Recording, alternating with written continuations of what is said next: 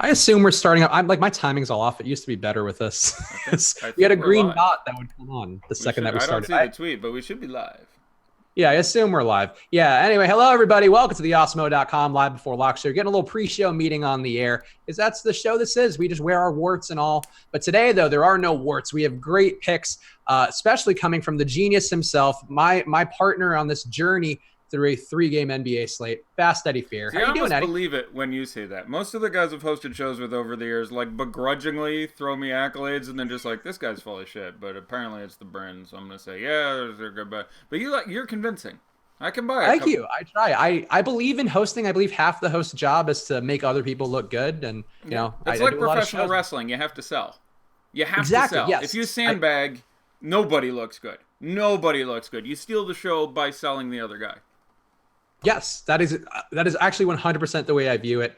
Speaking of pro wrestling, shout out to Roman Reigns. Tough day for him. I don't know if you follow it that closely, but Oh he's a yeah. guy who had leukemia for 12 I, years. I executed a contract for World Wrestling Entertainment. I have friends who work there. I'm very acquainted with the product.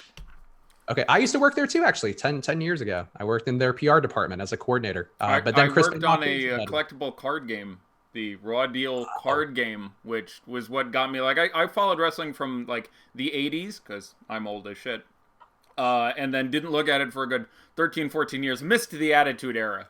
Like I missed the good wrestling. I only saw that as a retrospective when I was working in game design in 2003, 2004. Ended up playtesting and working on the Raw Deal card game, which had an active sideboard and some pretty cool mechanics involved with it. And because of that, ended up going to. I went to a Mania. I went to 20-something odd live events. I met a lot of the guys. I still have autograph stuff all over the place. So, and I still have some friends there. So, yeah. Yeah, it's a very cool industry. I mean, we're not going to talk about pro wrestling this whole hour, Damn but no, shame. pro wrestling is interesting. It is an American art form in a lot of ways. It's one of the ones that we have that date back several Well centuries. put. It's a man soap opera with It is athletics. That's how I like it. yes.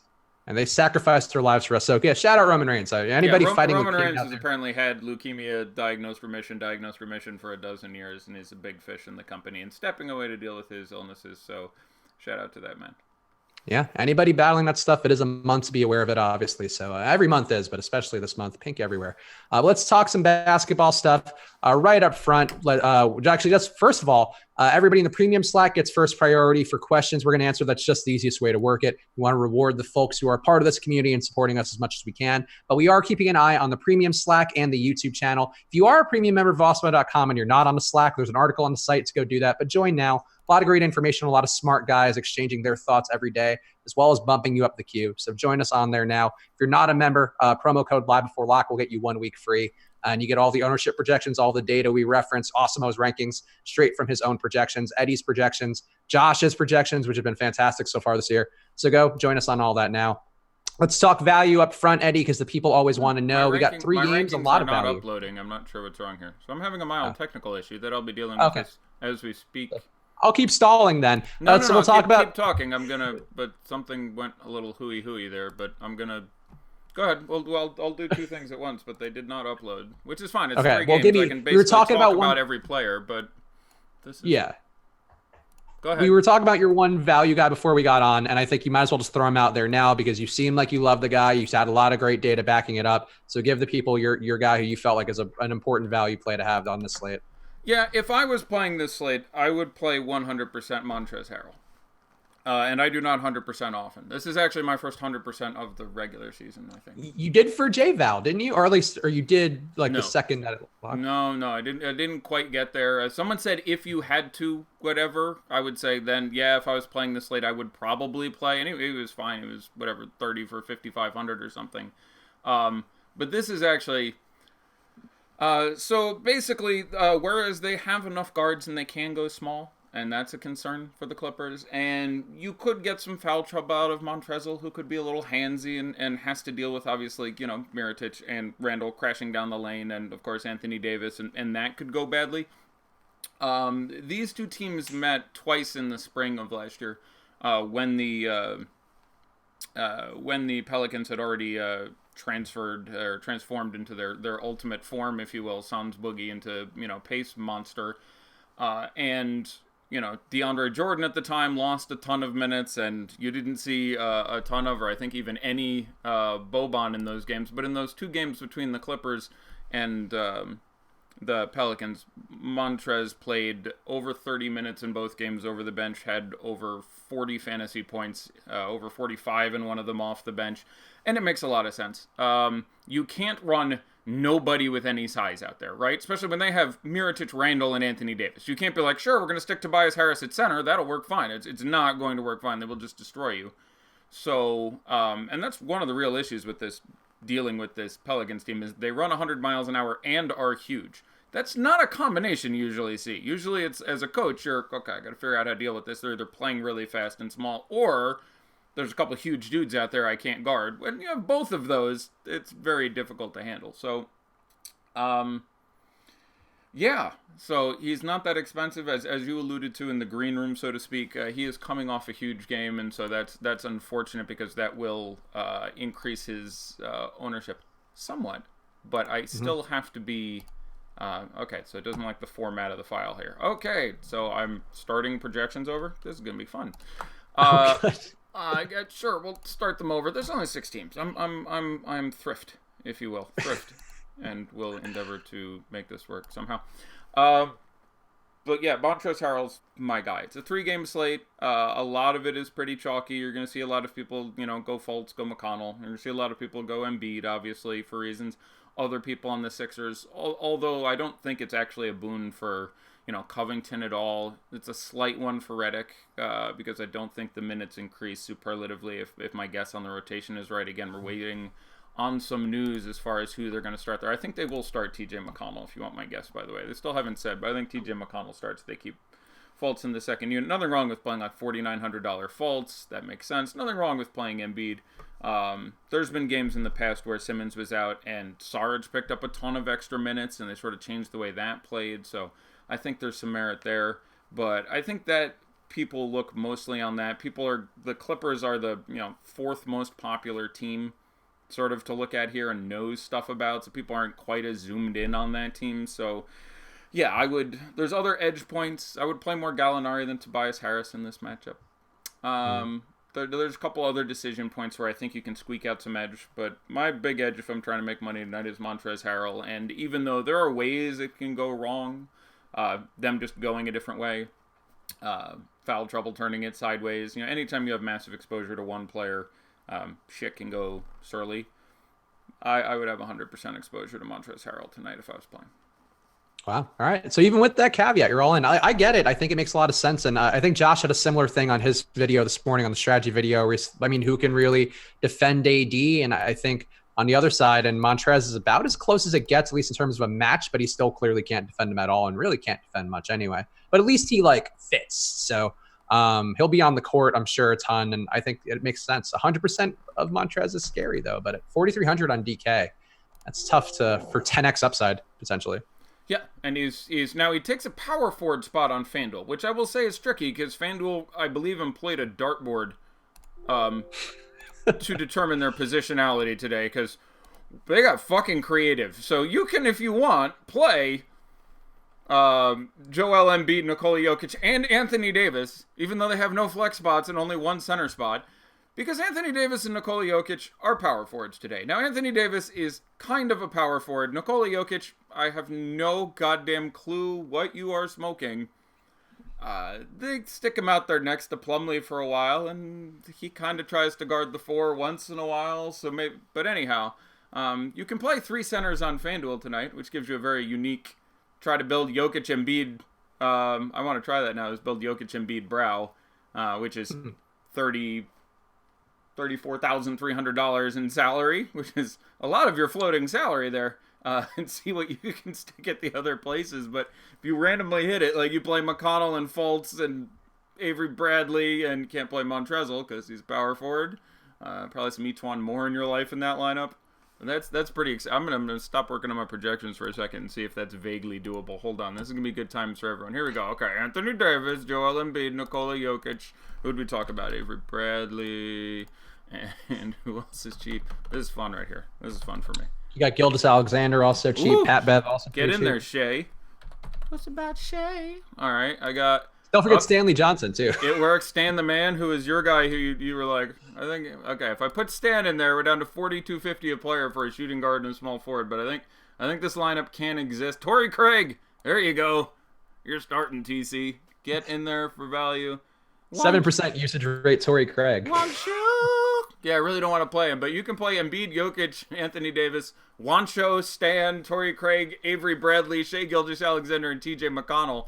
And if Embiid, Jokic, and Anthony Davis all go for like 80, which is not out of the realm of possibility, and only if at least 5 of your 6 value plays are okay, because you get to drop one.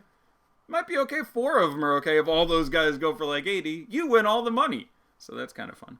But yeah, they on DK it's a little more workable, I would assume. But I have a fair amount of Davis Jokic lineups at least. Quite a bit more. Yeah, and it's hard to disagree with that. Mirotic, by the way, small forward on FanDuel, which again kind of makes some sort of sense. They run him out there next to Randall and Brow occasionally, in which he plays the 3. But I mean, he plays the 4. 97% of the time, but at least 3% of the time he does actually play the, it's not as bad as point guard Bradley Beal or shooting guard Steph Curry or some of the other ones we've seen, but they are really having some sort of fun with their positionality on that site right now. It's really great. Here's an interesting, I guess, a pick'em really from the Slack from Jason in our premium Slack. Again, premium Slack, the thing we're looking at first. He asked, fade 1, Jokic, Embiid, or Brow. Which of those 3 would you be most inclined to fade? It's site dependent. On FanDuel, I think it's Brow. You just get away from $13,000 at that point. Like, that's what does it for me. If fade 1, if you're like, you have to not play any of this guy, and you're playing tournaments and multiple lineups, it would either be him or... I don't think you could fade Jokic. Yeah, I was about to say, I think Embiid would be the next one for me. It's probably Brow for me just because of the price and, like, how much does he have to score for me to really feel bad? Like, if he puts up 65, like, it has something to do with what you get out of Jokic and Embiid and, I suppose, to a lesser extent, Randall, Mirotic, Drummond. But, there is a chance your night gets ended if you fade any of these guys because you could get 50 out of Embiid, 50 out of Davis, 68 out of Jokic, and if you didn't play Jokic, you got game overed. Don't think you can fade Jokic in that spot particularly. So Embiid would be the next one. Drummond can still pull down a big pile of rebounds. I think it is underestimated, I will say, how good of a defender Joel Embiid is, by the way. He's a transcendently good defensive player. Like, someone today was like, well, I'm looking at defensive. Someone today basically told me Jokic was a better defensive center than Embiid, which is farcically incorrect. That's not That's just inaccurate. Close. That person does not watch basketball. Jokic is very, very smart and does some very good things on defense, and given his big, goofy physical limitations, is a very good defender. He's a positive defender. He has pick and roll issues. There's all kinds of, there are nuances to defense.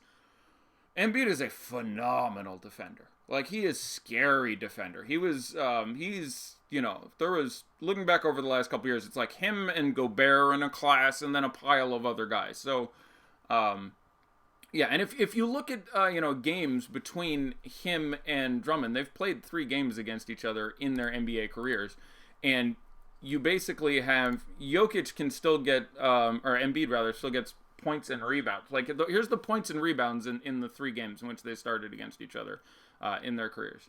Embiid has 30 and 9, 25 and 10, 23 and 9. Drummond has 14 and 14, 14 and 11, 10 and 8. Okay, now... The scoring has remained somewhat interesting in 2 of the games. In the last game, Drummond was just bad. He had 10, 8, 5 assists, and a steal.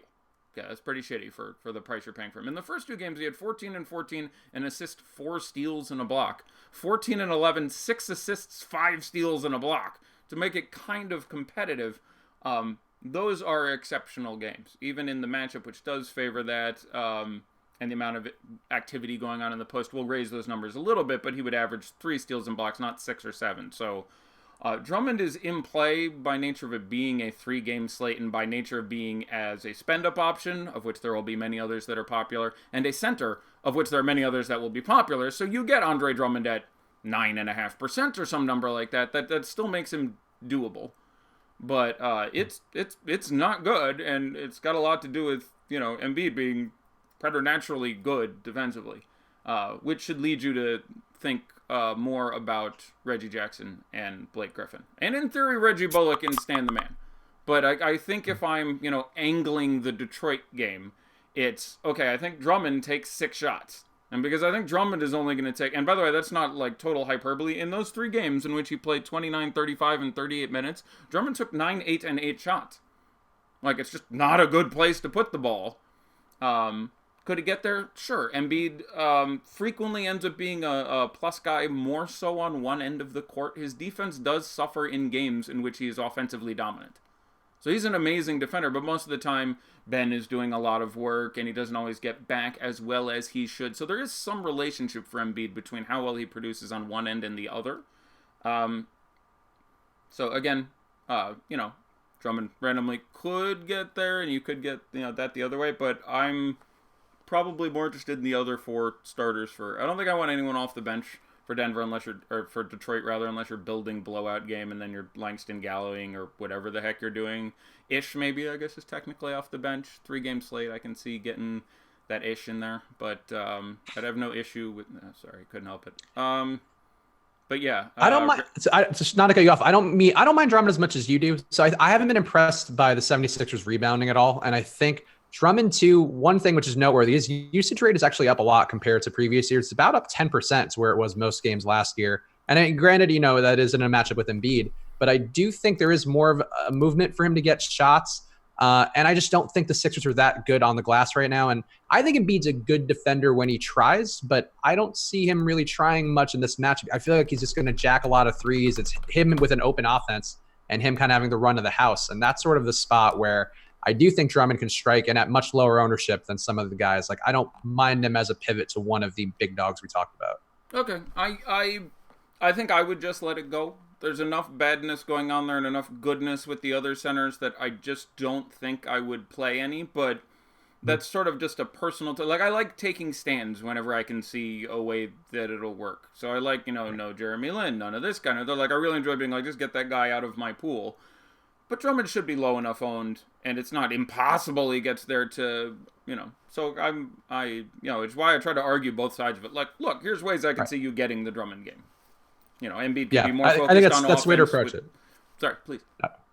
No, I agree. What about Blake Griffin? I think you kind of breezed past him, but he's at 9K on DraftKings. He's looked really good. Him in the second unit especially seems like he's really driving a lot of action, getting some rebounding, also leading the team in assist rate, which I was kind of surprised by.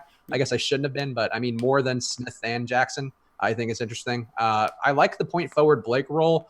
And I think it should be a good fit against Philadelphia, but the price kind of scares me. I was in on him when he was at 8,500 the other day, and that was great at like 2% ownership, but now iffy. Yeah, it's again, I think, a strong tournament play because of the what we expect to be lower ownership. I do think there's a real chance that instead of Drummond taking his average number of shots in a game, he takes 5 less, and Blake gets several of those. It's if you're building around I don't think you play him next to Drummond under almost any circumstances. Like, you're really asking for something pretty special to happen there. But I like Blake quite a bit, again, just based on expected ownership. People are going to throw so much of that ownership at that position at, site-dependent. Mirotic, or on FanDuel, Jokic, or Randall, or a couple other places in these games. So, I like Blake quite a bit. If I was to say offhand in tournaments what order I liked the Pistons, it's probably Blake, Reggie, Stan, other Reggie. Sorry, too many Reggies. Sorry, Blake, Jackson, Stanley, Bullock, Drummond. That's how I'd go. Wow. That's fair. No, look, you're taking a stance. I respect it. NC Bong Ripper in the premium Slack. Does Drummond being sick not worry you? A little bit, but again, we're just talking about as a pivot to the other guys. And I think to me, it's worth having some exposure to him. I will not have more Drummond than Jokic. I will not have more Drummond than AD. I might have a comparable amount to Embiid just because I think that's where I'm making my stand. But, I think being sick is a concern, and Drummond's kind of a pussy boy sometimes, so maybe it's not great. But I feel like he'll get up for a matchup versus Embiid. He's Hold kind on. of a pussy boy Can somebody send a tweet real quick at Andre Drummond that at Chris Baggs just called you a pussy boy? I don't think much will come of it, but I can hope, because that would be great if Andre Drummond called out Spags on Twitter and was like, who you calling pussy boy? I'm a pussy boy. Here's 40 points and 40 boards. You know what? Maybe it'll work for you in that way. It'll be like, reverse psychology. I wanted to play you. You can turn around and be like, Dre, I was all about you tonight. This guy said, this Eddie guy at Fast Eddie Fear said that Embiid was going to eat your lunch and he's a much better defender. I had your back, bro. Maybe that'll work. I think Drummond is checking those tweets too. He's looking for any girl with breasts who has them well presented in a photo. So you might see the tweets. I think there's a decent shot. He definitely has a traditionally male usage of social media. What are your thoughts on Harry Giles and Bagley tonight? The Kings, again, something to keep an eye on, which I think a lot of people aren't aware of. Back to back.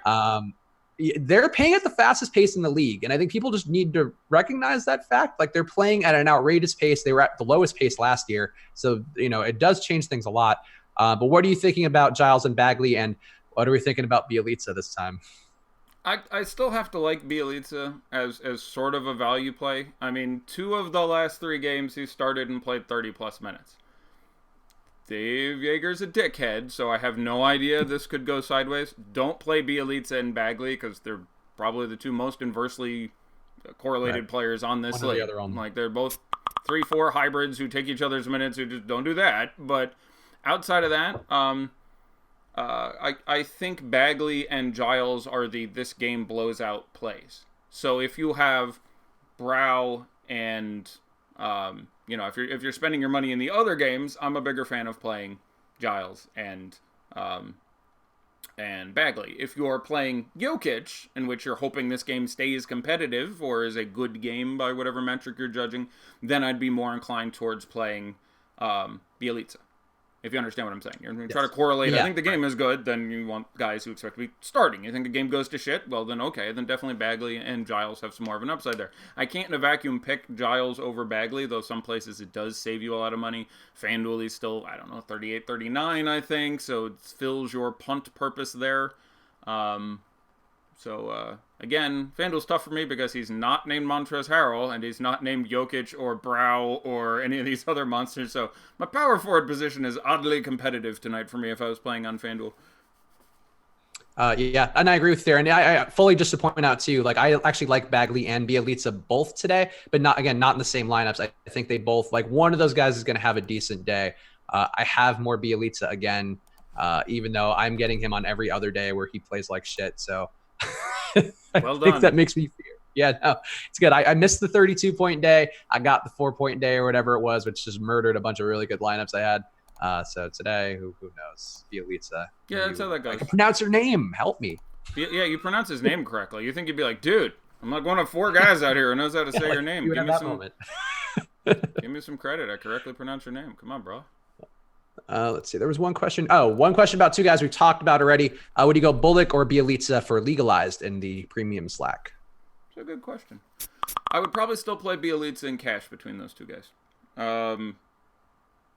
Bullock, I think, is a fine tournament pivot there. I think Bjelica, I think the most likely scenario out of Bjelica is you get 28, 30 minutes again in a pretty decent game against Denver. Like, Bjelica is objectively well priced. He's just got a fuckwad for a coach who does all sorts of fairly random things, but especially DK, where you have the ability to late swap, because there's like a 7% chance he doesn't even start.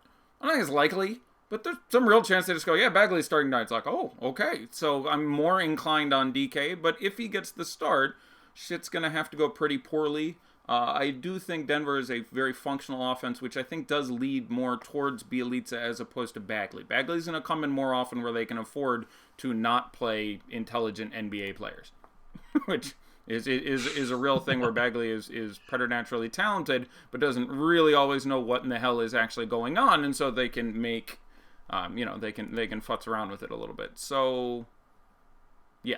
On DK, I'm playing Bjelica in cash. I don't have a problem if you play Bullock in that spot previously, with the same logic. Okay, so the starting lineup, well, I guess not the full starting lineup, but the fact that Fultz is starting and not McConnell is out, and it'll be JJ Redick or Landry Shamet at shooting guard. How does this affect your view on the court? To me, it makes me like McConnell more. I think he's a better fit off the bench anyway. And I'd rather see his ownership go down. But what do you think about it, Eddie? Yeah, but he doesn't get as many minutes now. Like, he's gonna back up Fultz. Like, now I have. Give me a minute. I have rotation notes.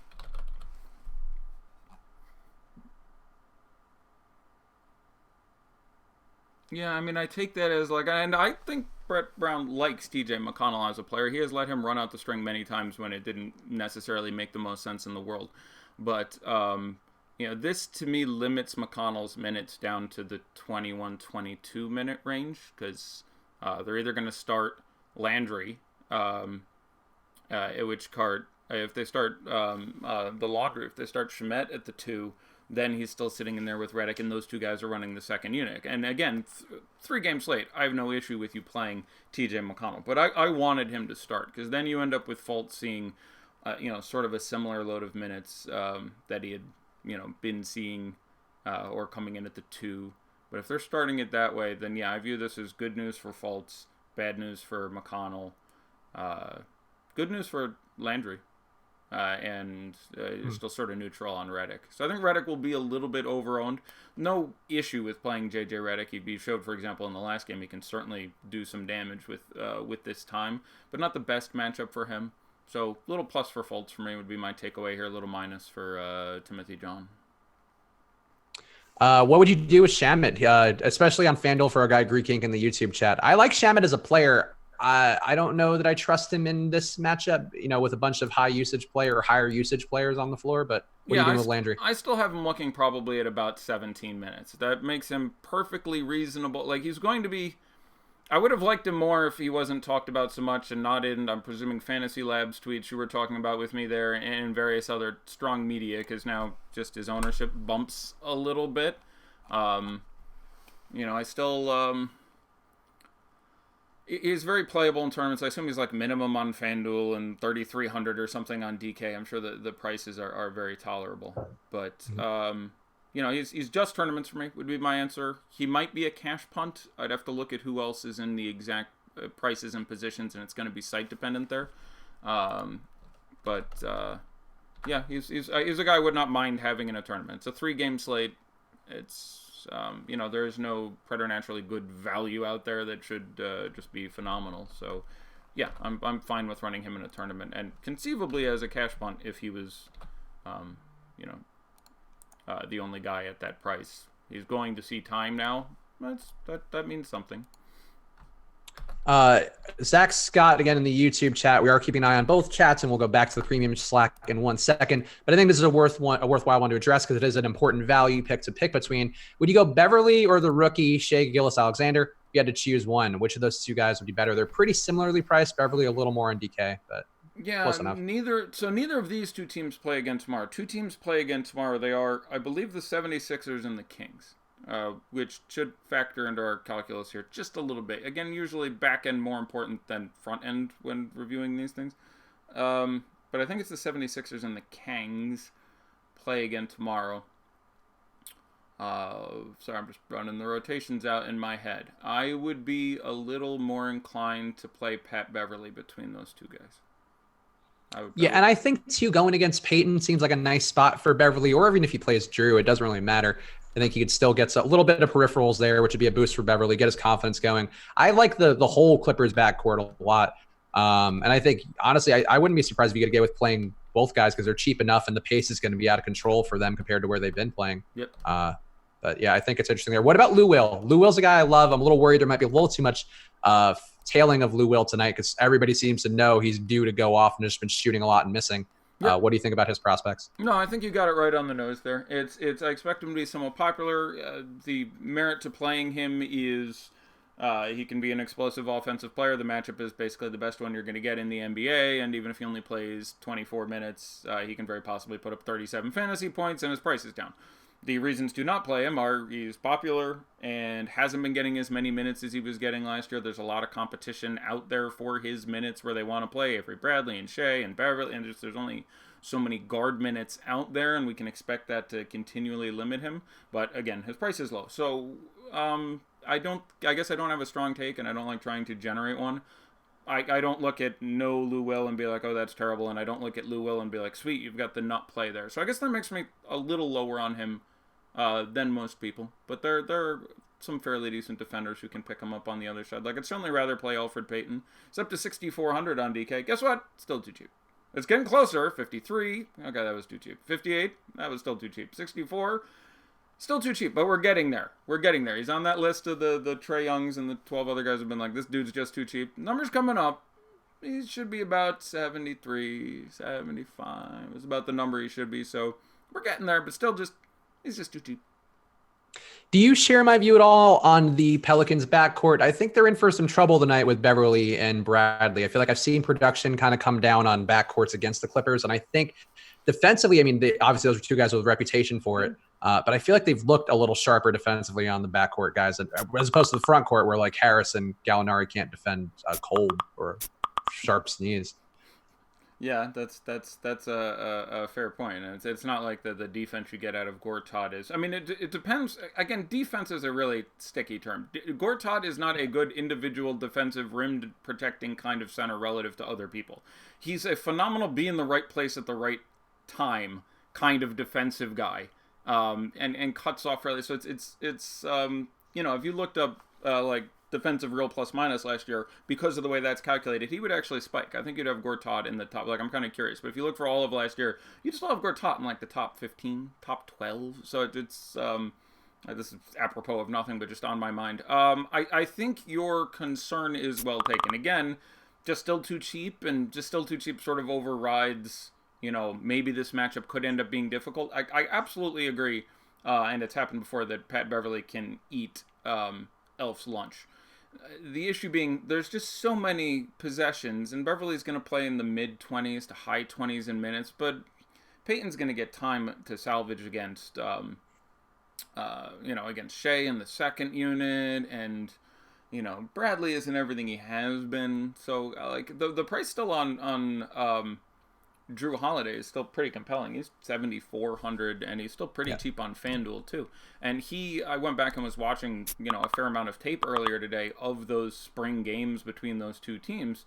And Drew Holiday looked pretty good. He had nearly 50 fantasy points in one of those, and he did it taking, all of, 7 shots in one game. He ended up with 11 assists and 4 rebounds and 4 steals and 3 blocks, and Elf in there instead of Rondo changes things a little bit. Elf a little more inclined to go for his own shot. But, I do think I am more excited about the front court members than the backcourt members. Yeah, I think it is more something that steers me towards Randall and Mirotic and Brow than Elf and him. Although I do like Etuan more in his spot, and I again do like Gallinari over Tobias Harris if I'm forced to look at one of those guys and make a determination that way. Tighten up, turn up in the premium Slack asking, does Gortat get a boost with it being unlikely Boban can stay on the floor? Obviously, you talked about your Montrezl Harrell love up top, but I guess we're deep enough in now. Give the people your thoughts on how that rotation shakes out for the Clippers bigs.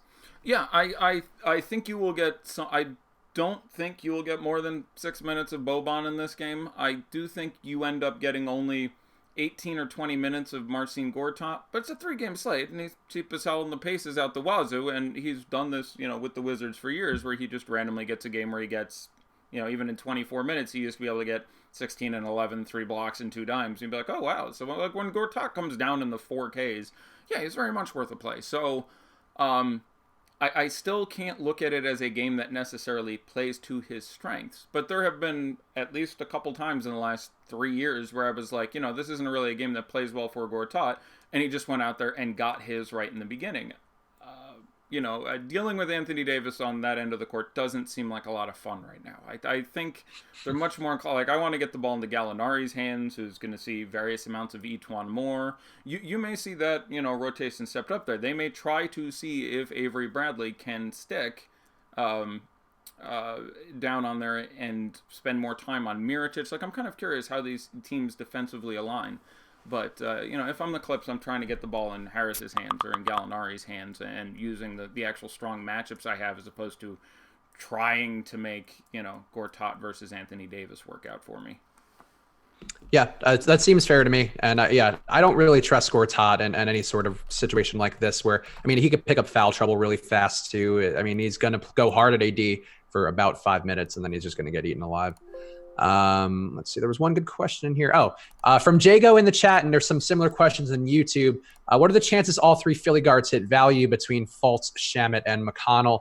And I guess how would you rank the Philly backcourt out, but if you throw Redick into that mix as well? Yeah, as far as my general appeal towards them, I would still have to go with Fultz, Reddick, McConnell, Shamet.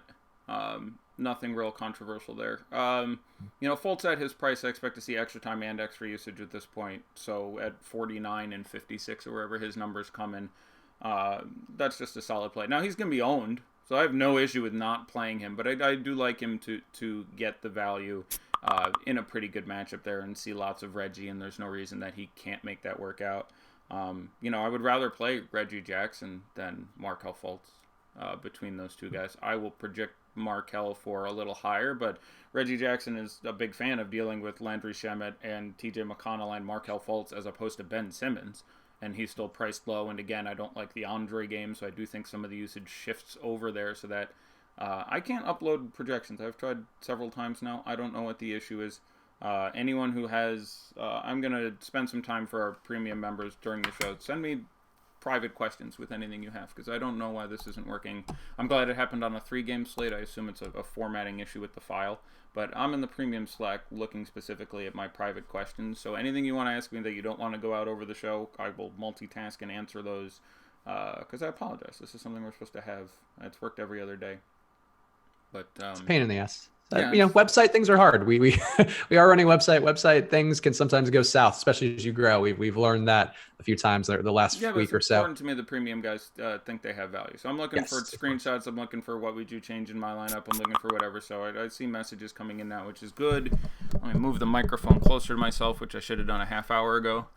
But yeah, send me anything you want to know personally, and I'm going to answer those while answering. I'll attempt to multitask and do both these things at once, because you're supposed to have rankings. So if you have, specific players, what would you have ranked them as? I'm looking at my spreadsheet in front of my face. Just for some reason will not load to the site. Hey, and the good news is we have the top player in DFS's rankings too. So if you want to take a look at those, obviously different approach than Eddie's. Yeah.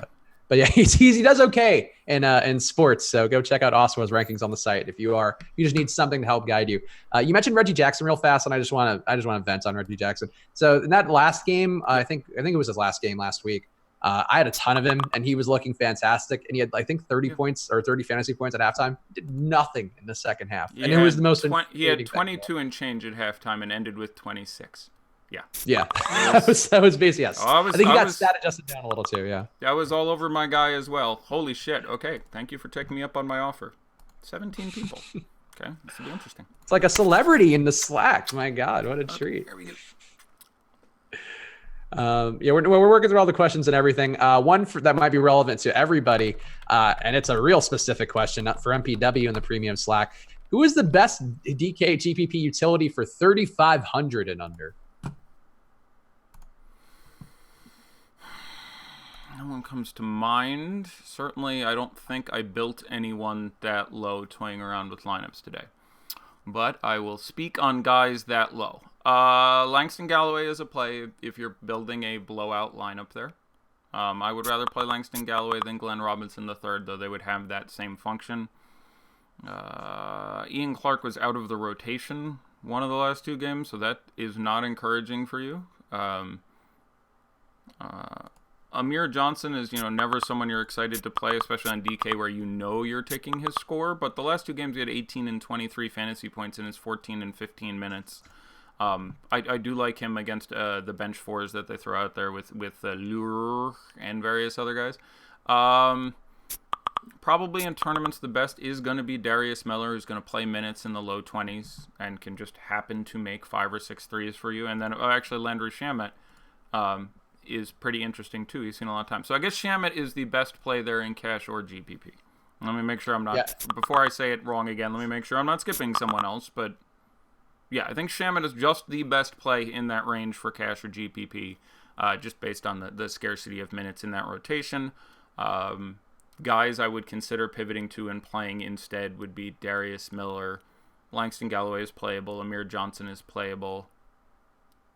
That's probably it. I don't think I want to I think Mike Scott is a little too far. He's generally getting single-digit minutes. I don't think I want to check Diallo, although you can hope for a blowout. But I think that is the pool at 3,500 and under. I've got one Luka Mute just in case he gets the AD matchup. Interesting. I again that's a little past the line. I mean, in 3-game slate, there's just a line for me, which is where I'm getting too cute. I think he's like one of the first couple guys past the too cute line because I need him to play. I need him to get the time because of his defense, and then I need him to actually produce. Like, I need all those things to happen. At pace, though. But you get him at 0.7% owned, so on a 3-game slate. So, yeah, possibly getting, 24 out of him. And I do like the fact that all the other value looks like dog shit. Yeah, and he also, to me now, he kind of serves as a Shamet pivot. I mean, I think Shamet's the better play, but I think Shamet's probably going to get, 10 to 20% ownership now? Yeah, I think you're in the right ballpark there. Yeah, so if Luke then can pick up some boards in a fast-paced matchup, I don't know. I'm not going crazy on Luke, but he's gotten some shots, and he was pretty close to value last time out, and that was not versus the Pelicans, who are just running like demons. Let's see, anything good here? More Shamet, but I think we talked enough Shamet. Love you, Landry, but enough Landry Shamet talk for now. Let's see, premiums. I'm answering a question, and without getting into the specifics, I do think having 3 of those 4 76ers guards is probably a little bit too far. Like, it's not a matchup with Detroit. You're trying to really slam guys in there, and if you're trying to win a tournament, it is unlikely that you get good games out of 3 of the 4 of Fultz, Redick, Shamet, and McConnell. So any 2 of those doesn't kill me. Once you have 3 out of the 4, I understand they're priced advantageously.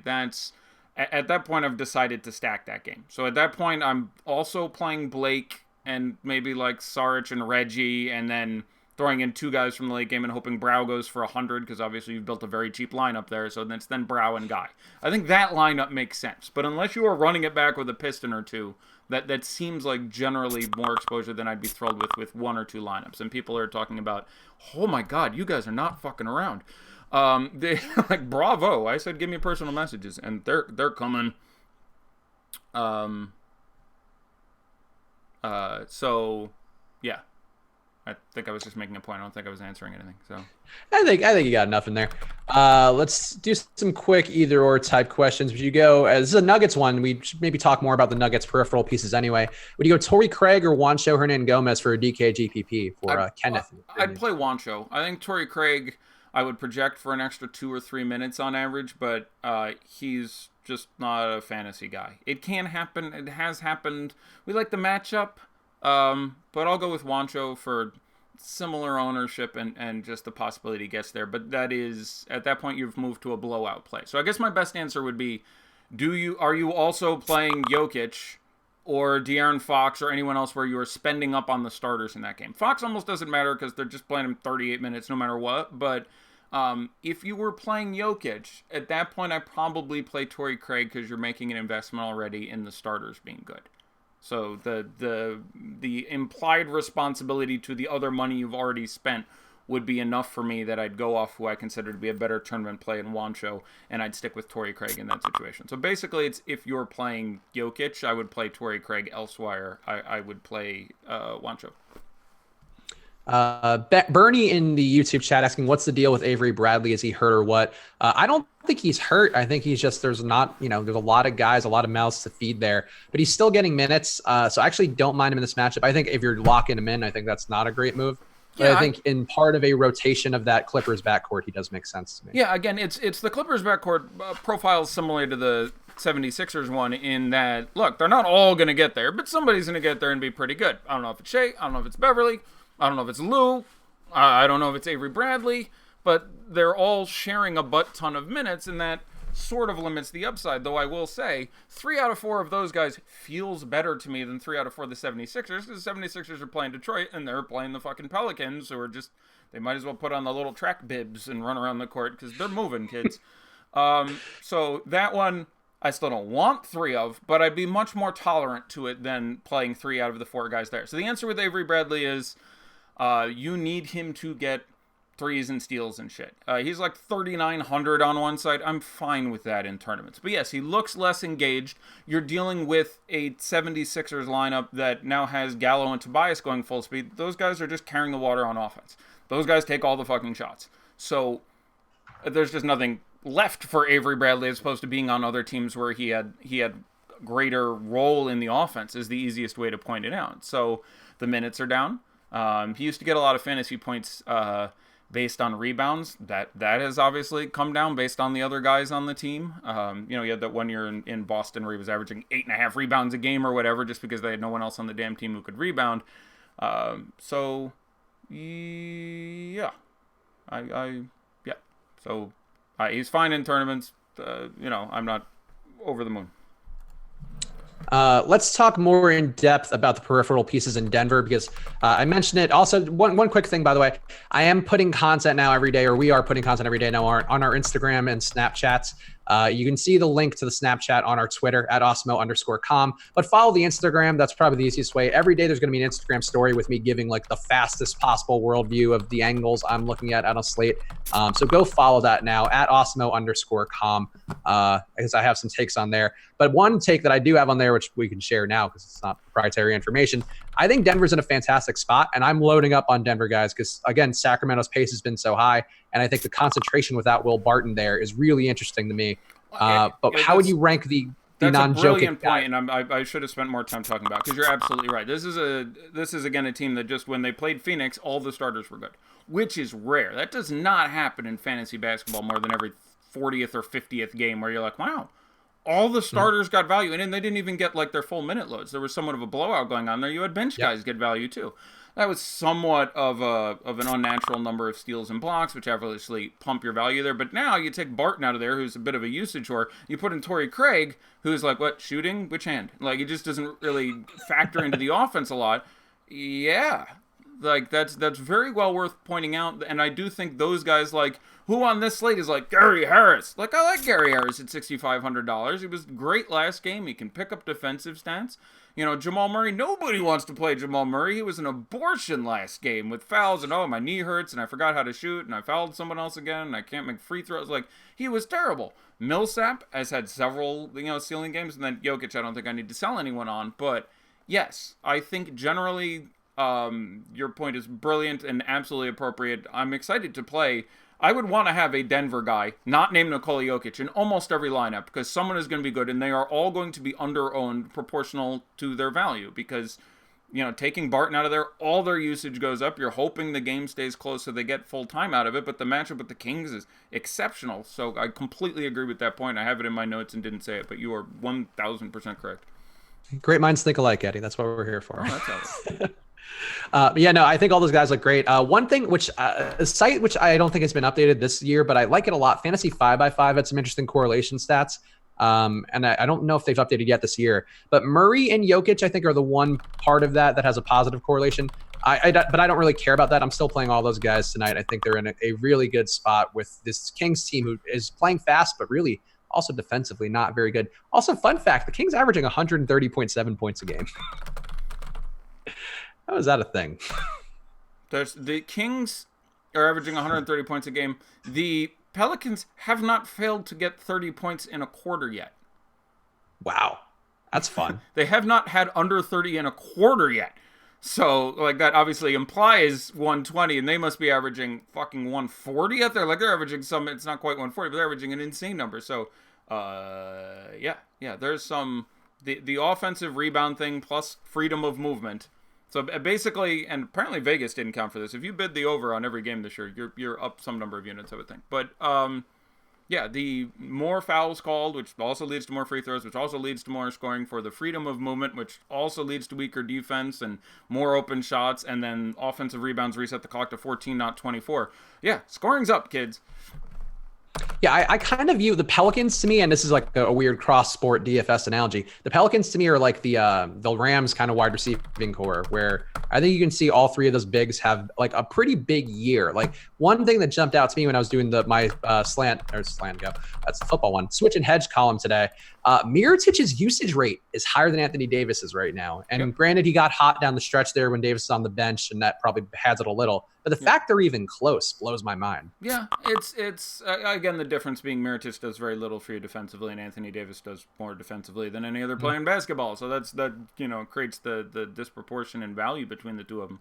But not terribly surprised. Like, a lot of people don't know what usage is. It's just, it has to add up to 100%. It's the last person to do anything with the ball. So commit the offensive foul, take the shot. Like, it doesn't count assists. So turn the ball over, make a basket is usage. It's like I'm the guy who's done with the ball last. So, here's a good question from the YouTube chat. This guy, Bernie's friend, has Willie Cauley-Stein, your favorite, scripted for 70% ownership. Where can you get some of what he's smoking? But more than that, let's talk about your thoughts on the Kings and Willie Cauley-Stein. But also, give me your fade of the day. I feel like that's the thing that people like. Oh yeah, I didn't do one last time, and we're undefeated on the year. I gotta give me a minute to decide if I think, because I don't like, one of the things that's really important to me is a lot of touts try to sell themselves and like, here's my gimmick and I'm gonna do my thing, and like when they don't have it they force it. I don't like doing that. Okay. Like if someone doesn't jump out to me as I really want to play zero this guy, I don't want to invent it just to stick with a trend. Like that doesn't feel great to me. That's fair. And I want to be cheap on like I'm taking zero Malik Beasley. Going out on the limb, zero Malik, like I can cheap it out too, but like it had to be someone who was like all the three of the guys I named were significantly owned.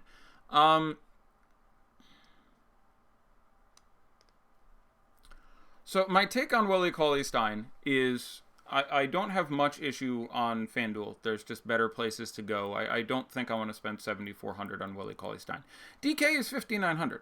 And there's, again, playing the Nuggets, it's not a matchup where I'm super excited at center, but, $5,900 in a 3-game slate, yes. There's any number of ways he can get there. So FanDuel, I only get one center, although I can get up to 3 because, again, positions, what the fuck, but, FanDuel,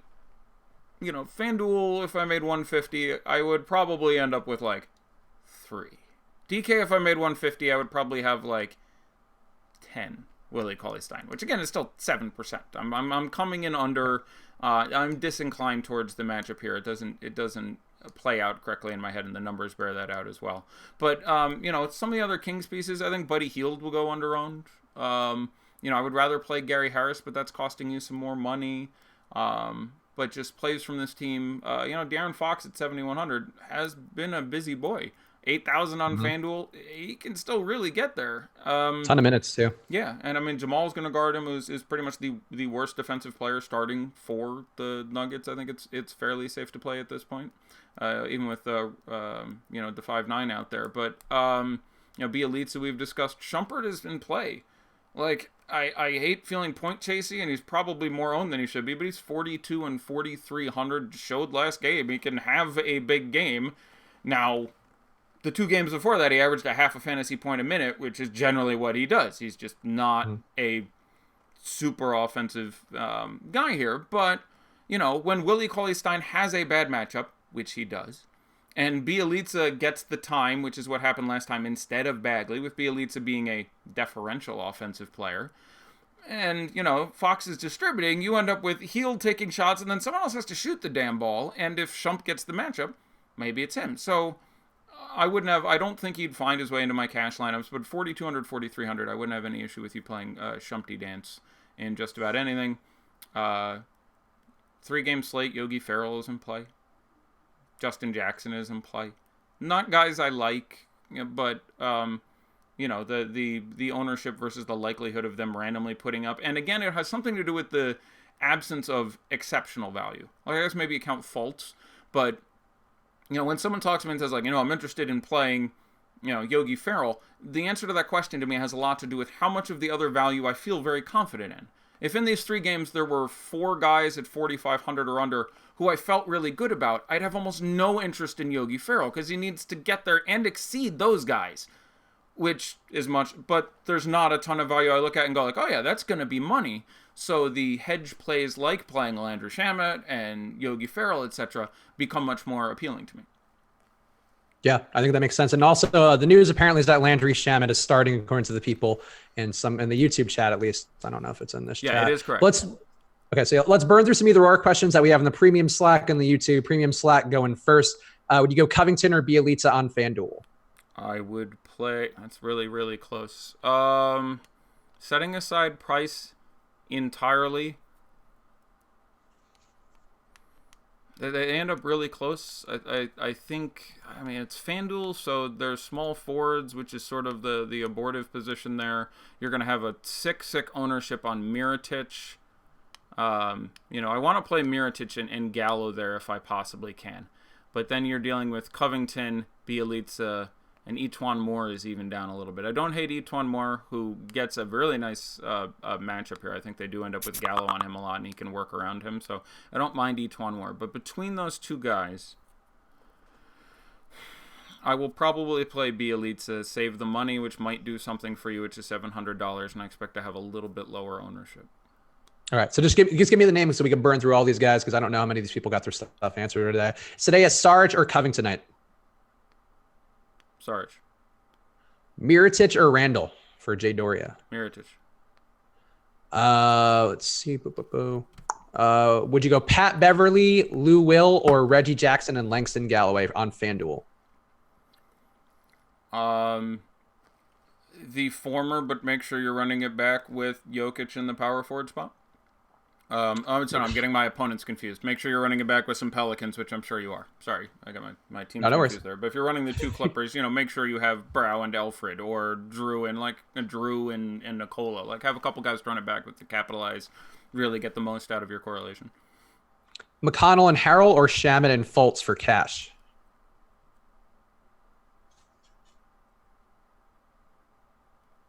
I think it's Shaman and Fultz. It has to be Shamet and Fultz. I hate picking against Harrell, though, but it's Shamet and Fultz for cash. Peyton or Harris?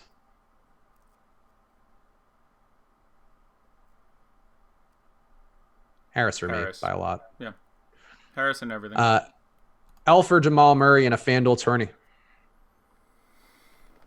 I'm going to stick with Elf unless you feel like you have the chalkiest lineup ever and you need to make a move. You're going to have, 40% the ownership on Murray. So generally Elf for me, but the pivot is fine and you will cede some ownership if that's what you're trying to do. I guess this question might not matter now, but Reggie Jackson or Jamal Murray? Yeah, we're past lock. Reggie for me. Yeah. Wait, is that game locked now? I don't even, or is that slightly later? No, there's just the 7 o'clock game. Okay, good. Okay, good. So good. Yeah, there you go, It's Much like 7, 8, 9. I will do a review scope tonight, I think, which will be nice because it's at like midnight, so I don't have to stay up till 1:30 to start the scope and end up staying up till 4 because I'm talking about brownie recipes or whatever the whole night. Important stuff to discuss on a basketball Periscope. Every night I'm like, all right, I'm just going to review the games real quick, and then people are like, so, tell me about eschatology, and then I spend an hour like,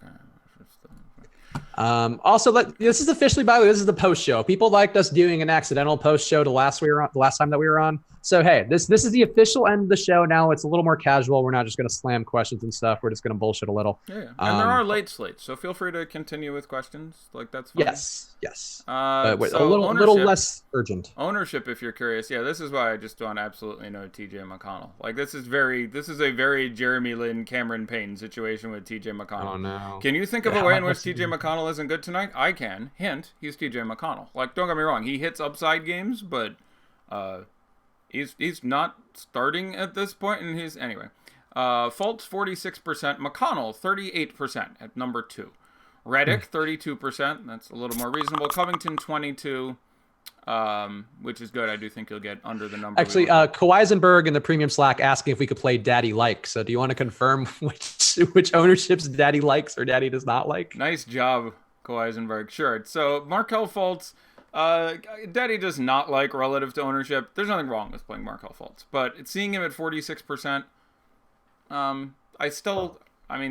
all right, Daddy likes Markelle Fultz. Daddy doesn't like that ownership for him. You'd like to see a little bit less, but that's about what I would have guessed. You can't be surprised. Daddy does not like TJ McConnell at 37.5%. That's there's any number of ways that can get screwed up. Daddy still likes JJ Redick at 32.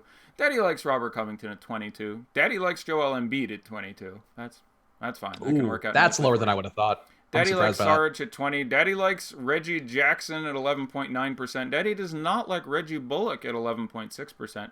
Daddy doesn't like Ish Smith at 10.6%. Daddy likes Landry Shamet at 10. Daddy likes Stan at 8. Daddy likes Andre Drummond at 5.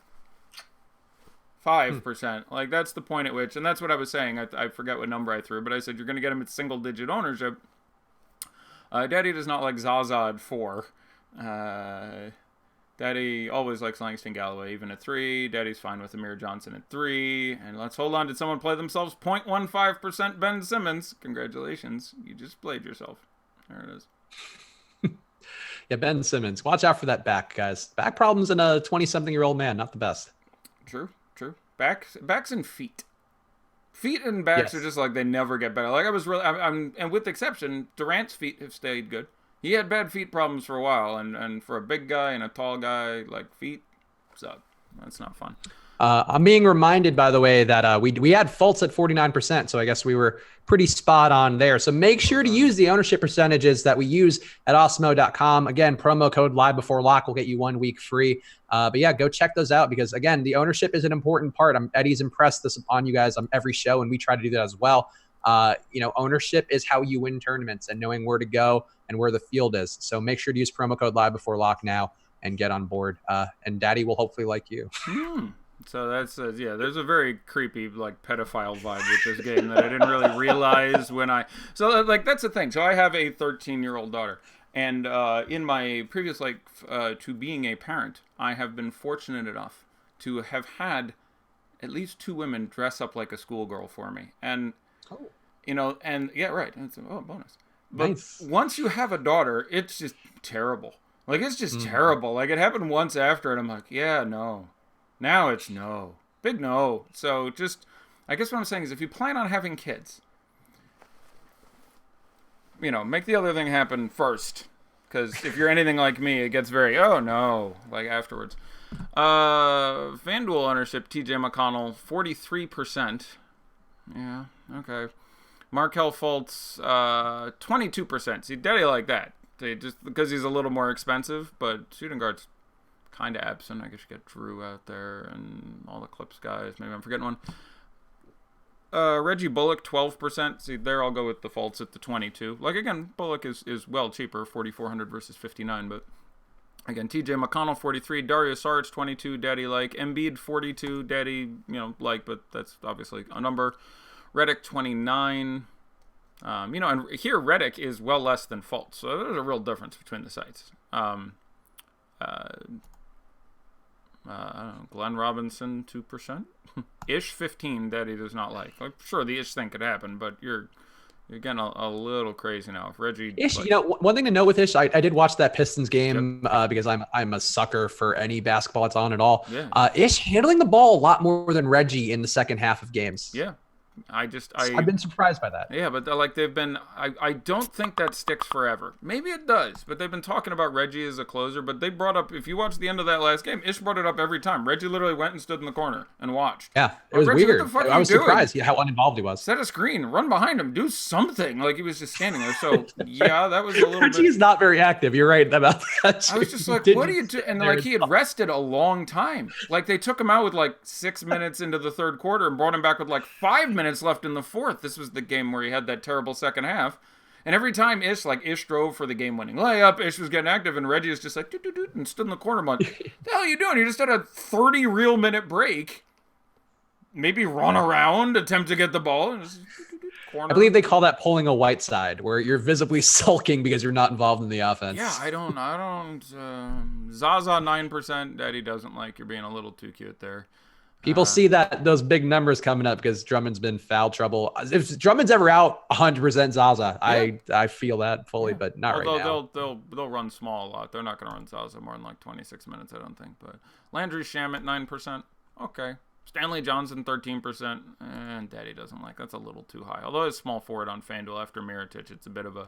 Mirotic's ownership there is going to be interesting. Like Mirotic Gallo is who you wanted to play. I can get behind like Mirotic Etuan because... It's going to be a pretty unique lineup having the 2 New Orleans small forwards. I can see other ways about it. Covington will be popular. Covington, 28%. Blake, only 30. Daddy like. Like, that's a good number. Reggie, 17.5. Daddy like. Like, that can certainly work out.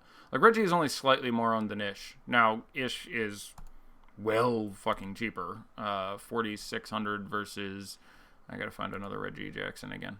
God damn it. It would be so nice if you could just download a freaking thing like, other websites. But that's all right. I'll just keep clicking around like an idiot. 46 versus 63. So. Just go back to the Rod Beard video. That's we will talk to Rod Beard at some point again this year, but that's a random thing to tell us in an insulting fashion. So yeah, same price Tobias Harris over Danilo Gallinari when people are talking about those two guys. I do like Harris for more fantasy points, but I like Gallinari much more as a play. This whole year he's just been underowned. He is a scotch worse than Tobias Harris as a basketball player, and he's priced like $2K less. Doesn't make any sense, and he has a much better matchup tonight. So significantly Gallo over Harris for me. Let's do the last question. I got to go run, take my dog to the vet to go get an allergy shot. Yogi you know what Andre Drummond would say about you having to run so early. He would say he'd probably be afraid of the dog. He wouldn't even want to pet it. He's about to say you're a little bit of a pussy boy. He would see like my sweet yellow lab jumping at him, and he would run away and streak like an elephant seeing a mouse in a cartoon. Yogi and Elf or Murray and Bradley for big key debt in the premium Slack. I mean, I'd probably go Murray and Bradley in a tournament if I have to play those. I too would go Murray and Bradley. All right, that's enough for today. Make sure to subscribe to the channel, like the videos. I'll be back tomorrow with Eddie, which will be fun. Do some more of this. I assume a much bigger slate in front of us. Eddie might be back later with his periscopes. I guess, Eddie, what do you want to say to the folks before we call it quits for the day? Yeah, good show. Answered all the private questions. I'll spend some time now figuring out how I buggered up the format on the file there because my spreadsheet wouldn't load up. But hopefully everyone got what they needed anyway. But I'll get that back tomorrow. And again, finally get it 6 days a week. We'll all live. But I'll figure out what went wrong there. And yeah, answered all those private questions. So about 60 of them, answered them all. So yeah, jump on the Slack. People be talking in there all day. Yeah, people if you talking have about a membership and you're us. not using the Slack, that's crazy. Like there's a mobile app and everything, and it's just dudes talking about the slate, breaking it down all day. One of the pieces of my research that I do, one of the first things I do is scroll up to about 8 o'clock in the morning and read everything said in that Slack chat. It's actually the first thing I do every day. Because if nothing else, it points me in all kinds of useful directions. So it's a helpful thing to see people's thoughts too. To be honest, for me, like I like seeing where people are thinking, where their brains are going, because it kind of helps you train your brain to think a little differently. Yeah, and again, one of the nice things about like I'm generally very low volume on Twitter as far as putting information out because certain people are paying for that, and other people are at least tuning into the show. So, I don't tweet out I would play 100% Montrezl Harrell tonight. Just because it doesn't help the people I want to help, and it will help some people who don't bother tuning in the show or aren't members on the site. But, Twitter is an incredibly useful research for just the gathering of information, obviously, but it's also an incredibly useful research on figuring out what the hell people are talking about. I'm looking at Twitter for 11 hours a day. You glean a pretty good idea of who's playing who. Like, just because there's just this much chatter about various guys. So there you go. Captain Jenks, I liked your show. We like you, Captain Jenks, so thank you for throwing us likes. Thank you guys for watching. I'll be back tomorrow with more stuff. Keep your eyes peeled, and we'll see you again soon. Good luck. Now, should I end the stream? This time you should actually end the stream. See, I'm not used to hosting. I only host when it's he and I because apparently Spags is even more technologically challenged than I am. So somehow I get the nod as opposed to everyone else I've ever worked with. I'm like old guy with my abacus and my chalkboard. So you're good. I'm just too fancy. I can't be doing this. With he and I. I'm so fancy. Okay. I just show up and then